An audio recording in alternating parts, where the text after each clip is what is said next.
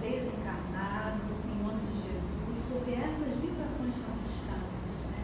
Alcançando a nossa mente, o nosso coração, nos despertando também. Então, através da leitura de harmonização do livro Fonte Viva, pelo Espírito Emmanuel, através da psicografia de Francisco Cândido Xavier. E a mensagem desta tarde, iniciando os nossos trabalhos neste ano, item 121, busquemos a luz. Toda escritura inspirada por Deus é proveitosa para a instrução na justiça. Paulo está na segunda carta a Timóteo, capítulo 3, versículo 16. Procura a ideia pelo valor que lhe é próprio. Quando a moeda comum te vem às mãos, não indagas de onde proveio. Ignora se procede da casa de um homem justo ou injusto, se esteve antes a serviço de um santo ou de um malfeitor. Conhecendo-lhe a importância, sabes conservá-la ou utilizá-la com senso prático, porque aprendeste a perceber nela o selo da autoridade que te orienta a luta humana. O dinheiro é uma representação do poder aquisitivo do governo temporal a que te submetes e, por isso, não lhe discutes a origem, respeitando e aproveitando na altura das possibilidades com que se apresenta. Na mesma base surgem as ideias renovadoras e edificantes. Por que exigir sejam elas subscritas em sua exposição por nossos parentes ou amigos particulares, a fim de que produzam o efeito salutar que esperamos delas em nós e ao redor de nós? Toda a página consoladora e instrutiva é dádiva do alto. Não importa que os pensamentos nela corporificados tenham vindo por intermédio do espírito de nossos pais terrestres ou dos nossos filhos na carne, de nossos afeiçoados ou de nossos companheiros. O essencial é o proveito que nos possa oferecer. O dinheiro com que adquires o pão de hoje pode ter passado ontem pelas mãos do teu adversário maior, mas não deixa de ser uma bênção para a garantia de tua sustentação pelo valor de que se reveste. Assim também, a mensagem de qualquer procedência que nos induza ao bem ou à verdade é sempre valiosa e santa em seus fundamentos. Por quê? Usando em nossa alma e em nossa experiência, podemos adquirir os talentos eternos da sabedoria e do amor, por tratar-se de recurso salvador, nascido da infinita misericórdia de nosso Pai Celestial. Busquemos a luz, onde se encontre, e a treva não nos alcançará. Graças, Senhor. Como agradecemos mais uma mensagem da espiritualidade maior aos nossos corações, que aqui nos encontramos encarnados e desencarnados, que possamos ter uma tarde de muita luz, de muito entendimento com a nossa irmã Eugênia nesta tarde, com muito carinho, nos trazendo em torno da regra áurea, que a paz de Jesus a envolva e envolva a todos nós, seu mentor e os nossos irmãos franciscanos nos envolvam. Paz e bem a todos nós. Graças, Senhor.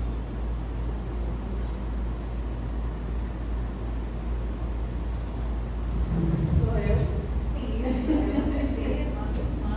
Eu vou descer porque, como sempre, né? Se eu ficar aqui, pega o...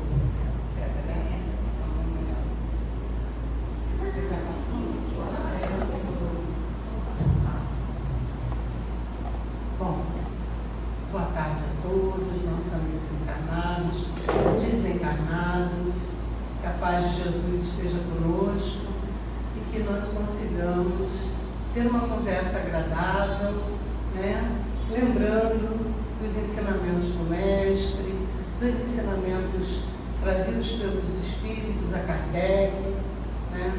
Para que possamos melhorar um pouquinho a nossa caminhada. Agradecendo o convite da casa, desde já. Não, volto a falar porque eu vou aos pouquinhos. Isso. O tema proposto, né, em torno da regra áurea, que está no Livro dos Espíritos, né? O terceiro livro, ou terceira parte, né, que vai falar de uma lei moral, né? Essa regra áurea basicamente está nas leis morais.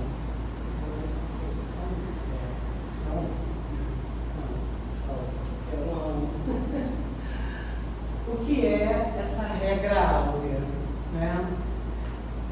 Na visão de Kardec, no Livro dos Espíritos, a questão 875, vai nos falar exatamente sobre essa lei de justiça, de amor e de caridade. Então, dentro das leis morais, né, que nós sabemos, são várias, mas essa é chamada de regra áurea porque todas são magníficas, mas essa em especial, né, já que assim a gente sabe que se não houver caridade, não há salvação, não é isso?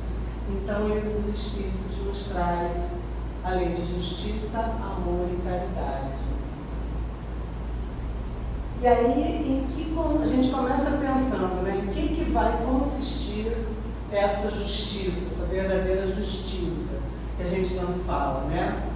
Os Espíritos respondem que se funda em respeitar o direito do próximo, aplicando a lei de Deus. E aí já é uma questão complicada para a gente, né? Porque hoje em dia o que mais a gente fala é isso, né? A falta de respeito está levando a uma série de brigas, de confrontos totalmente desnecessárias, né? Se nós buscássemos um pouco mais respeitar o direito do próximo, né? E essa lei vai considerar também, obviamente, as intenções e não apenas os atos externos, né? E aí tem aquela brincadeira que a gente diz que de boa intenção o inferno está cheio. Tá não, entendeu? Mas realmente a gente sabe,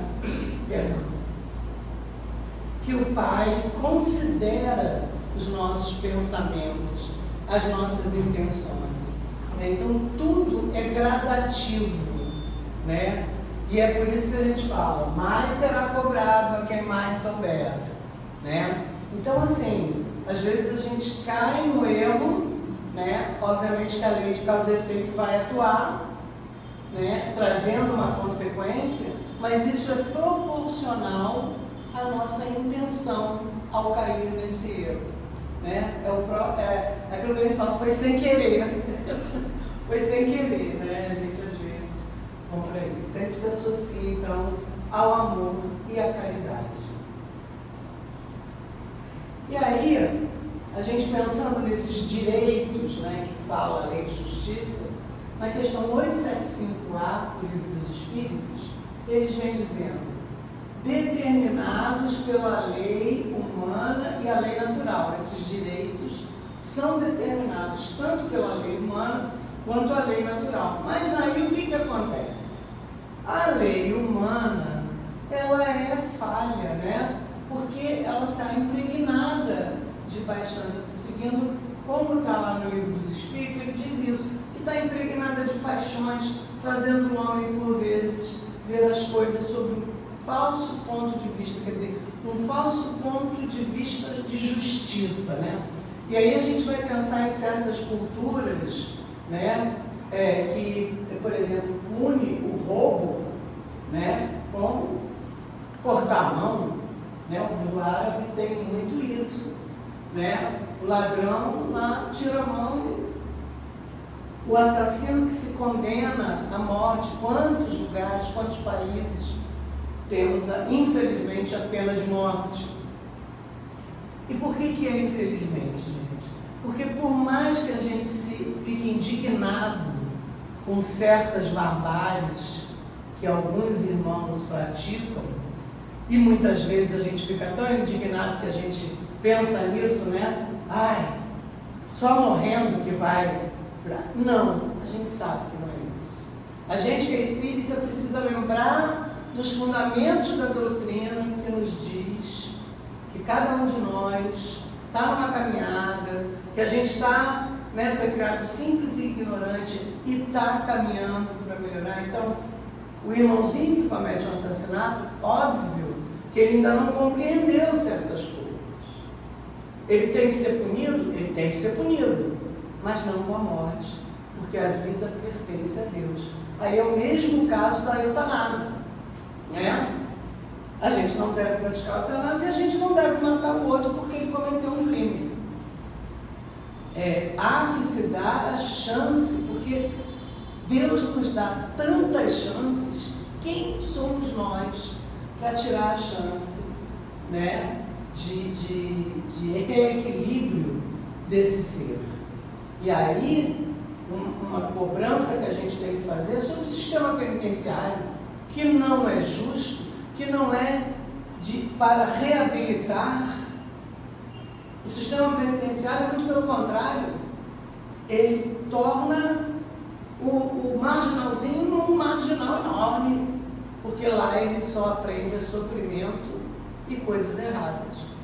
Então, quando a gente pensa nessa questão da pena de morte, a gente, que é espírita, tem que ponderar bem a questão da justiça, né, para a gente não cometer, que é aí que ele fala, que a lei humana, muitas vezes, comete erros porque está impregnada de paixões. A gente fica com raiva da criatura e acha que tem o direito de matar. Não é assim. Bem diferente da lei natural, que é a lei divina, que é perfeita, né?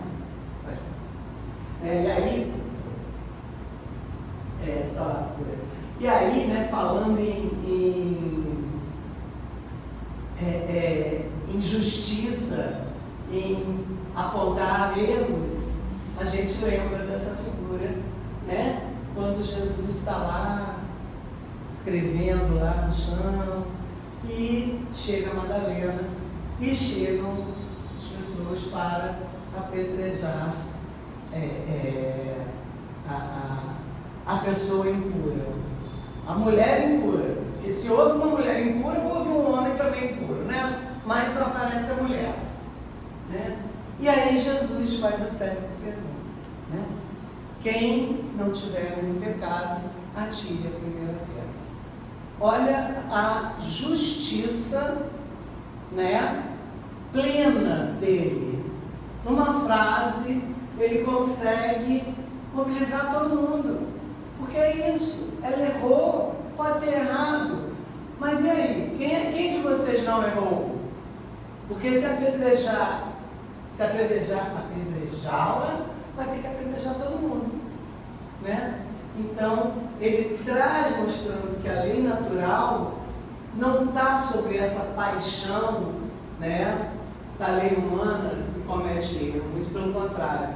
Ela procura olhar para outros lados. Por quê? O ser humano não cria a justiça. Ele descobre a lei divina que está o quê? A gente sabe, gravada na nossa consciência, né? Agora, quando nós nos afastamos dela, né, dessa lei divina, é aí que ocorrem os nossos erros, através das paixões. É aí que nós nos tornamos injustos. É aí que cometemos atos que criam uma justiça, como nós falamos antes, que não dá oportunidade de regeneração, né? Uma justiça implacável.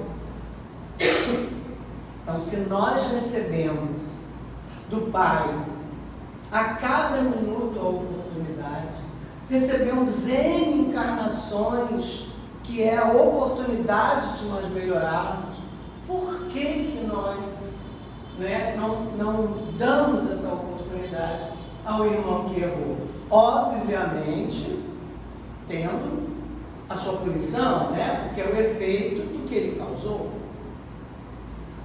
Quando a gente se afasta, né, da lei de Deus, aí vai surgir o sofrimento, os conflitos e as culpas, né? Está na questão 876, né? E aí eu brinco dizendo, né, sempre com essa figura da justiça, porque a gente brinca dizendo que a justiça é cega, né? A justiça do homem eu classifico como cega mesmo, né? Porque a gente deixa de fora uma série de parâmetros. E isso é importante a gente, como espírita, começar a pensar.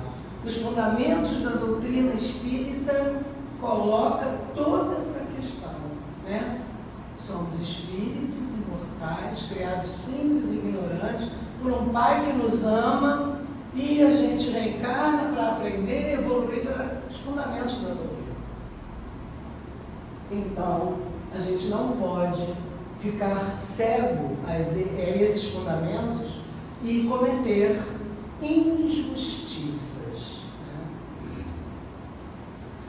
A regra áurea funciona, portanto, como uma bússola interior para reencontrarmos a lei divina, não é isso? Porque se ela está na nossa consciência, né, muitas vezes a gente esquece dela, então, ao lermos o livro dos Espíritos, que é importante, sempre, nós vamos, com essa lei de justiça, amor e caridade, termos uma orientação precisa, termos uma bússola, né, para reencontrarmos, né, as leis divinas, a justiça divina.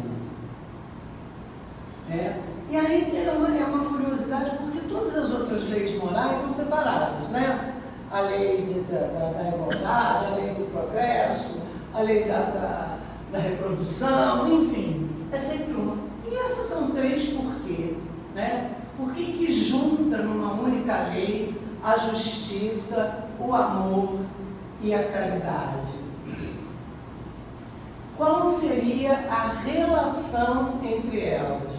Porque para estar junto tem que ter uma relação muito grande.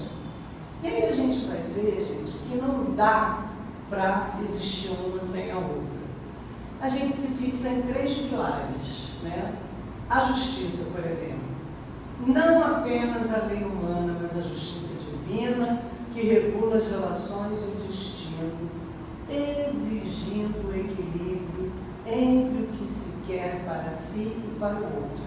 Quer dizer, é aquela coisa que nós falamos antes, do direito, né? De respeitar o direito do outro. Né? A famosa frase que diz: minha liberdade vai até onde começa a do outro, não é isso? É o amar ao próximo como a si mesmo. Né? Então está relacionado a isso, a justiça tem que estar relacionada a isso. Isso é muito difícil para nós, por conta das nossas paixões. É aquela história. O meu filho, ele errou porque foi desencaminhado pelos amigos. Agora, o filho do vizinho errou porque ele é mau, é ruim, é um assassino. Né? Olha, dois casos iguais, mas parâmetros diferentes. O que está nos movendo para esse julgamento? A paixão. A paixão simples de sangue. Como é meu filho, eu aí defendo. O outro não. Então, essa justiça, ela precisa ser o que se quer para si e para o outro. Eu tenho que analisar, julgar sim, no sentido de analisar, né, de observar, como se fosse em mim o outro. Porque senão eu acabo sendo injusto. Um outro pilar dessa justiça é o amor, né? Eu falei que a lei é de justiça, amor e caridade. Então, o outro pilar é o princípio de amar o próximo como a si mesmo, expandindo a benevolência e a consideração para além dos próprios interesses, sendo um laço espiritual que conecta a todos. Repare que tem a ver com o anterior. Né? O anterior fala de olhar para o outro como olha para si mesmo, e essa está falando da benevolência, né? Quer dizer, da bondade para com o outro. Né? Eu olho para o outro com a mesma bondade que eu olho para mim ou para o meu filho. né? Então, o amor tem que estar junto com essa justiça para que a coisa se processe dessa forma amorosa, justa, né? E o terceiro pilar é a caridade, né? Porque é a expressão prática do amor e da justiça, né? Porque só falar de amor, só falar de justiça é muito fácil, mas a gente precisa praticar, não é isso? Então, é a expressão prática do amor e da justiça definida por Jesus como benevolência para com todos, indulgência para com as imperfeições alheias e perdão das ofensas, o nosso famoso BIP, não é isso? Benevolência, indulgência e perdão. É tão difícil, né, gente? É muito difícil. Mas tudo na vida é treinamento. Tudo, tudo, tudo, tudo. Eu só me torno uma boa cozinheira se eu treinar a cozinha. Eu só me torno um bom atleta se eu treinar aquele esporte que eu escolhi. Então, tudo é treinamento. Então, por que a gente não treina a benevolência, a indulgência, né? É isso. Ainda somos muito imperfeitos? Sim. Muito de própria expiação, está tudo certo. Mas a gente não pode esquecer, não pode colocar isso sempre como uma desculpa. Porque eu ainda sou imperfeito. Porque eu não sou Jesus. Eu não tenho indulgência porque eu não sou Jesus. Não, e desse jeito não vai ser nunca, né? Porque a proposta é ser Jesus um dia. Mas desse jeito não vai ser nunca. Então, a gente precisa treinar isso, né? Tentar fazer. E quando não acontecer, a gente volta, pede desculpa e continua treinando, né? Então, elas estão juntas por causa disso. E aí a gente precisa, né, lembrar da nossa querida irmã Dulce, né? Da nossa querida Madre Teresa, o amor e a caridade são o complemento da lei de justiça, e do nosso amado Chico Xavier. E me perdoem todos os outros amigos encarnados e desencarnados que eu não estou citando aqui, mas o tempo não me permite, né? Então, trouxe esses três para lembrar, né? E Chico dizendo, na caridade eu sempre encontrei mais conforto para mim mesmo do que o possível conforto que pudesse ter proporcionado a alguém. Essa frase, para mim, tinha que ser colocada assim, para o voluntariado, entendeu? Porque quando a gente diz, venha ser voluntário, é aquela história, a pessoa pensa que vai fazer favor, a pessoa pensa que vai dar de si.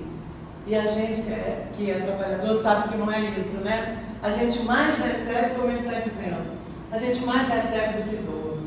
Então, é um convite a todos a ser voluntário, a trabalhar no bem, seja onde for, na casa espírita, na rua, no hospital, no asilo, aonde o teu coração falar, mas vá praticar isso. Você vai ganhar mais do que vai doar, né? E aí vem o Evangelho segundo o Espiritismo, né? Já que a gente está falando dessa questão de ser bom, né? De ser justo, de fazer caridade, vem o Evangelho nos falar do homem de bem, no capítulo 17, onde ele diz que o verdadeiro homem de bem é aquele que pratica a lei de justiça, de amor e caridade na sua maior pureza. Então, essa lei áurea que nós estamos falando tem que ser o assoalho, o piso desse homem de bem, de nós que queremos nos tornar pessoas melhores, né, a cada passo. E a característica desse homem de bem é isso, né? Ele não faz aos outros o que não gostaria de sofrer. Isso, gente, né? A gente fica assim às vezes, como Jesus faria? Como é que eu vou saber o certo? Aí tem gente que diz, pergunta como Jesus faria. Eu não chego nem perto disso, né? Mas eu acho que tem isso que é muito simples. Eu gostaria que isso fosse comigo? Se você fizer essa pergunta para você, você tem a resposta na hora. Então, o que você vai fazer no outro? se você perguntar para você mesmo se aquilo é legal para você, se você ficaria feliz com aquilo, na hora te vem a resposta que você deve fazer para o outro, né? E o homem de bem faz isso. Ele usa a benevolência, a indulgência, o perdão, o famoso BIP, que nós falamos, né? Compreende e ajuda sem ostentar. Isso é outra coisa que a gente precisa trabalhar também, né? Porque é um tal de, olha, eu faço caridade, e olha, eu trabalho na casa espírita muito seriamente. Quanto, né? Eu trabalho 1 hora lá. Parece que a gente, né? Ainda é nosso isso. Tudo bem, mas a gente precisa trabalhar, né? E aí a gente vai ter uma visão, uma aplicação prática dessas coisas que a gente está falando. Como? Primeiro, na família. A família é o calo que Deus te deu. Não adianta. Não adianta. Entendeu? Eu estava ainda há pouco falando com a Márcia, né? Vou citar aqui. Que ela perguntou, e aí, tudo bem? A sua família, vai bem? Eu falei, eu não tenho família, só tenho um irmão que mora muito longe. Aí, geralmente, quando eu falo isso, as pessoas dizem, ai, que pena. Eu digo, não, que ótimo, porque a família espiritual é bem melhor, né? E os amigos são os teus coelhos. Brincadeiras à parte, né, gente? Porque, obviamente, que eu sinto a perda dos meus entes queridos, meu pai, minha mãe, enfim. Mas a família é o calo que Deus te deu. Meu filho, resolve isso aqui para você progredir, não é isso? E aí, a gente tenta evitar as críticas ásperas, que como a gente faz isso, né? Criticar no sentido de alertar, de dizer, de dar uma forma melhor de fazer qualquer coisa, é errado? Não, não é errado. A forma como que você faz isso é que é o problema. A gente já entra de solda, né? A gente não para pensar que aquela pessoa ali é um ser humano que nem o outro, que eu trato tão bem na rua. Mas, via de regra, a gente já entra de sola, né? E cultivar o respeito e principalmente o diálogo. Acho que isso é uma coisa que falta muito, principalmente, né, entre diferentes gerações, e está criando um problema danado, né? E aí eu fiz questão de colocar essa família com aquele cachorrinho ali. Por quê? O cachorrinho é consanguíneo? Não. Então nossa família são só aqueles consanguíneos? Não. Né? O consanguíneo é o calo que Deus nos deu, eu brinco, né? Mas você pode ter famílias de amigos, né? E a nossa família espiritual. Ninguém está aqui, encarnado e desencarnado, reunido à toa. Nós temos ligações, nós somos uma família espiritual, né? Então, que a gente pare para aplicar a justiça, como eu falei ainda há pouco. O meu filho se enganou, o filho da vizinha é ruim. Não, que a gente pare para olhar que a vizinha, o filho da vizinha é minha família espiritual. Não é a tua, aquela minha vizinha, não é isso?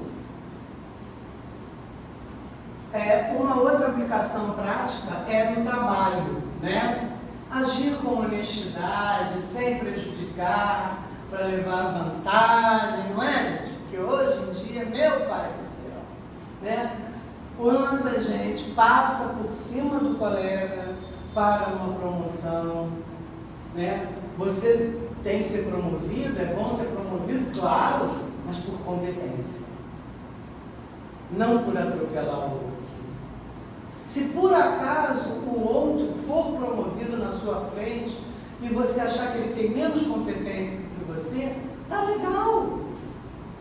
Nada é por acaso, a gente sabe disso, né? Então, que a gente deixe de lado essas rusgas que temos com colegas de trabalho, porque a vida de cada um é a vida de cada um. E na doutrina sabemos que nada é por acaso. Então, a gente, né? E principalmente honestidade, né, gente?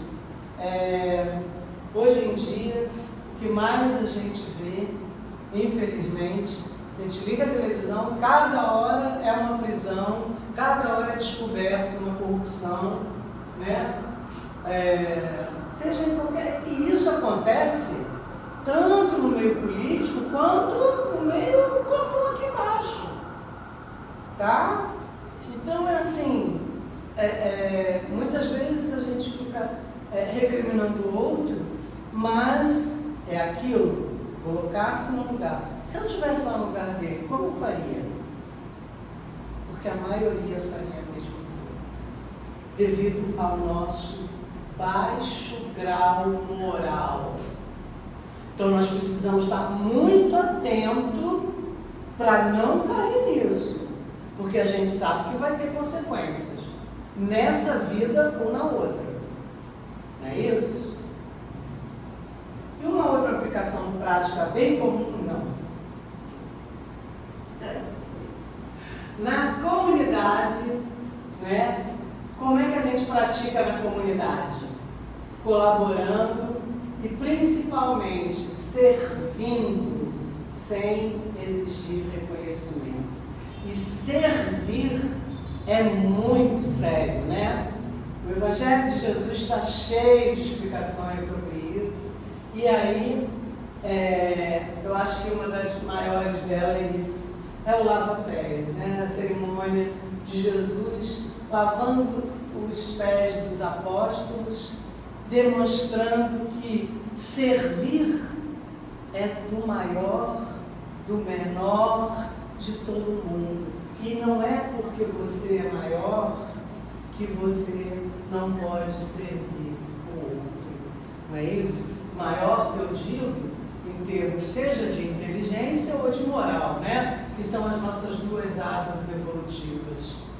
Então, muitas vezes, a pessoa, por ser o doutor, acha que não pode lavar o pé, né?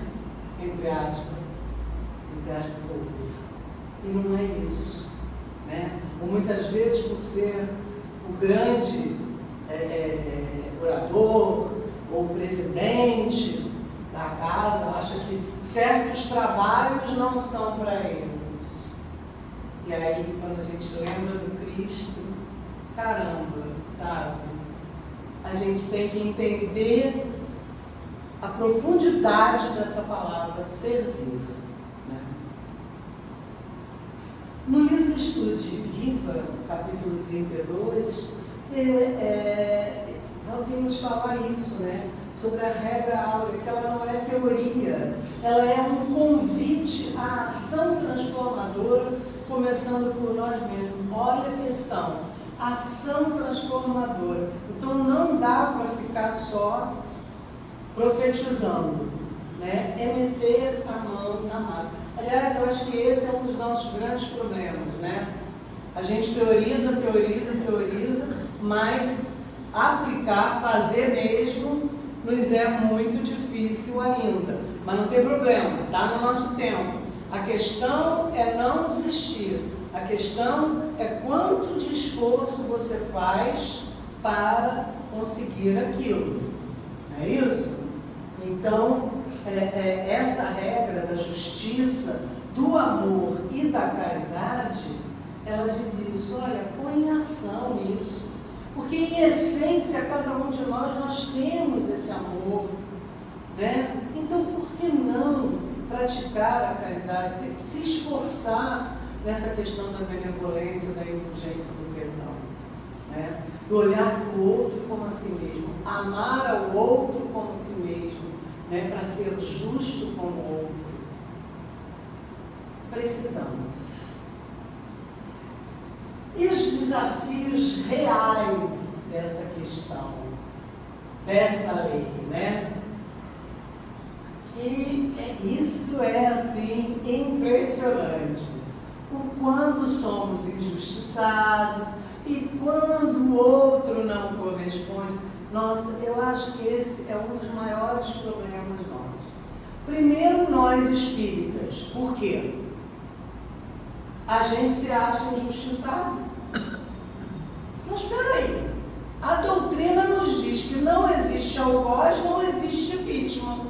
Então como é que a gente se acha injustiçado? Ah, porque ela me fez uma coisa ruim. Tá, ela te fez uma coisa ruim.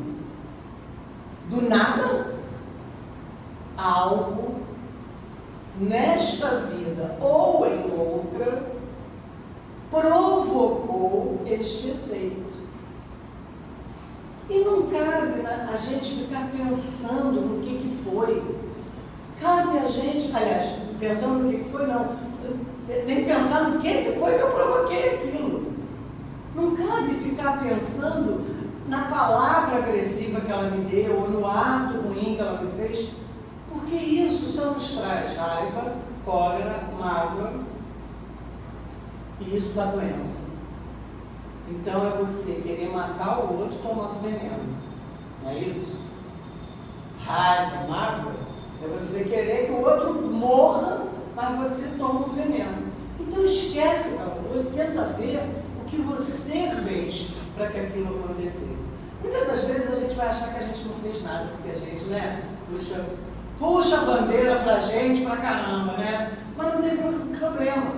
Só não ficar se sentindo a vítima do universo já é, né, um grande barato, porque aí você elimina a mágoa, de repente a raiva, entendeu? E segue a vida. Porque a doutrina nos diz isso. Gente, somos imortais. Estamos juntos há várias encarnações. Não existe vítima nem algoz. Aí eu vou e me sinto vítima. Então eu não sou espírita. Então eu não acredito na doutrina. Não é isso? E quando o outro não corresponde, a culpa é sua. Porque você põe a sua felicidade na mão dos outros. Sabe quando isso vai acontecer? Sei lá quando. Acho que nunca. Por quê? O que a doutrina nos diz para a gente ser feliz? Por que a gente encarna? Para aprender. E aprendendo, evoluir para ser feliz. Então, para eu ser feliz, eu tenho que aprender. O quê? A amar. Eu não tenho que depender do amor do outro. Mas é por isso que a gente vive nisso. Porque a gente não sabe amor ágape. A gente só tem amor, né? Eros, filha, que é o amor condicional. Eu te amo se você me ama. Aí eu te amo. Aí, de repente, você deixa de me amar, eu viro uma infeliz. Culpa de quem? A regra áurea não é submissão, mas escolha consciente de agir com dignidade, sem retalhar, colocar limites com respeito, confiar na justiça divina que nunca falha. A gente anda confiando muito pouco nisso. Aí eu gosto dessa definição que vem resumido, né? A lei de justiça, amor e caridade é a síntese das leis morais divinas, onde a justiça, que é perfeita porque é divina, né, se une ao amor, que é a benevolência para com todos, e a caridade, que é a prática do bem, indulgência e perdão, sendo o complemento fundamental para a evolução espiritual, equilibrando o senso de direito e dever, e combatendo o egoísmo e transformando as imperfeições humanas em progresso. Né? Eu acho esse texto assim, queria fazer um resumo do que prega a lei de justiça, amor e caridade. Essa lei, né, apresentada por Kardec, significa amar ao próximo como a si mesmo. Gente, o primeiro e mais importante mandamento, pode esquecer todos os outros, ficar só com esse que vai dar certo, amar a Deus e ao próximo como a si mesmo. Por Porque se você amar ao próximo como a si mesmo, você não vai matar, você não vai roubar, você não vai cobiçar a mulher do próximo, todos os outros mandamentos, acabou. Não é isso? Então só esse tá bom. A gente tem dificuldade de decorar todos, né? Não, fica só com esse. Expressando-se na prática do bem, na tolerância e no perdão, visando a transformação íntima e o bem comum. E aí, né, é isso, não tem outro caminho, é amar, é aprender a amar. Eu costumo brincar, né, sempre com a pegadinha do, pergunta 132 do Livro dos Espíritos, o objetivo da reencarnação. Por que a gente reencarna? Aí geralmente as pessoas falam, para evoluir. Não. É para aprender. Porque se não aprender, não evolui. E aprender o quê? A amar. Porque o amor é o único caminho que vai nos levar, né, a essa felicidade prometida pelo Mestre. Quando a gente aprender isso, a gente vai criar sobre nós uma psicosfera, né, que já é mundo, regeneração, aí já mundo, feliz, tudo. A psicosfera é tão incrível que a gente não tem mais doença, que a gente não tem mais nenhum sofrimento, sentimento ruim, e com isso não tem mais doença, porque o que nos adoece são os nossos sentimentos. É a mágoa, é a raiva, é a falta de perdão, né? Isso traz um desequilíbrio. Isso não é doutrina, não. Isso é ciência, né? Cada vez mais a neurociência está trazendo isso.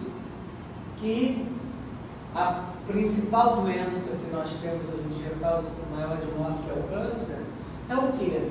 É desequilíbrio celular por influência de sofrimento.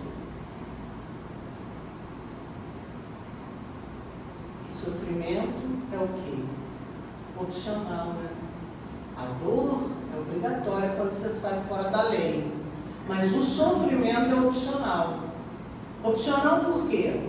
Porque se você não ficar na mágoa, não ficar na raiva, não ficar na vitimização, você não sofre, você segue adiante e aquela dor passa. Mas o sofrimento a gente faz assim, um altar para ele, né? E vive aquilo. E isso vai desviando geneticamente o equilíbrio celular, por incrível que pareça. Eu não vou entrar nesse negócio, não, que isso é muito louco, mas a neurociência vem nos falando muito sobre isso. Então é isso, amar é o nosso caminho, o amor é o caminho. E essa lei, ela é a cereja do bolo da doutrina espírita. Então, volto a dizer, todas as leis morais são importantes, mas essa não é à toa que ela está unida, né, em 3 pilares importantíssimos, né, porque ela é a cereja do bolo, porque através dela, se a gente cumpre ela, pronto. Então, bem encaminhado, né? Sendo um caminho para a evolução espiritual, onde o indivíduo se alinha com as leis divinas e alcança a verdadeira felicidade. Eu penso no nosso caminho, né? A gente, nessa figura, como se a gente está caminhando, né? Encarnação após encarnação, né? A gente vai por aqui, por ali, acertando e errando, tentando aprender. Nem sempre a gente consegue enxergar essa luz, né? Então tem lá as partes mais escuras, que é quando a gente sai da lei do Pai. A gente sai da receita do bolo, né? Eu brinco sempre dizendo que lei divina é receita que o Pai nos deu para dizer, olha, vai por aqui que vai dar certo. Mas eu te dou um livre-arbítrio para você ir por onde você quiser, tá? E aí a gente se sente o máximo, e pega o outro caminho e se dá mal. E a dor vem. E aí a gente lembra que tinha um cara que nos amava e que disse, vai por aqui, meu filho. Aí a gente tenta voltar. Eu fico pensando que o nosso caminho é meio assim, né? Horas a gente está bem sob a luz do divino, horas a gente está em sombras, né? Mas a gente realmente precisa prestar atenção nos nossos sentimentos, nas nossas ações, caminhar sobre essas leis, para que a gente possa, encarnados ou desencarnados, para que a gente possa retomar sempre ao caminho de luz, né? Porque tendo luz a gente consegue melhorar e ser feliz. E aí eu quero deixar para nós todos, os amigos desencarnados aqui presentes, aos encarnados que possam ver a luz do Mestre, né? De que Ele é realmente a luz do mundo. A luz dele está em todos os lugares. Somos nós que muitas vezes fechamos o nosso pensamento, nos fechamos em sentimentos que não devíamos, nos achando injustiçados, nos achando credores disso e daquilo que nós não recebemos, né? E fechados nesses pensamentos, a gente não consegue enxergar a luz dele, mas a luz dele está sempre sobre nós, está sempre sobre aquele que quiser dizer, Senhor, que queres que eu faça? Assim como Paulo disse. Muito obrigada pela atenção de todos e que fiquemos na luz e na paz de Jesus.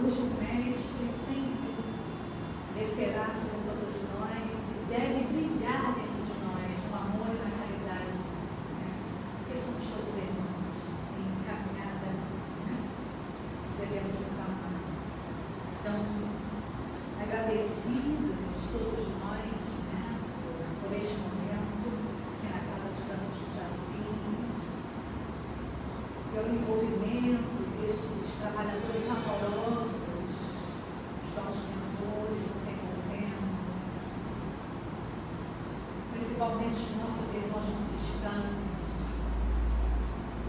que acalentam os nossos corações para que sirvamos uns aos outros, com simplicidade no coração, com as nossas mãos envolvidas na caridade, na fraternidade uns aos outros, que saiamos daqui plantando e semeando essa fraternidade junto a todos os nossos irmãos.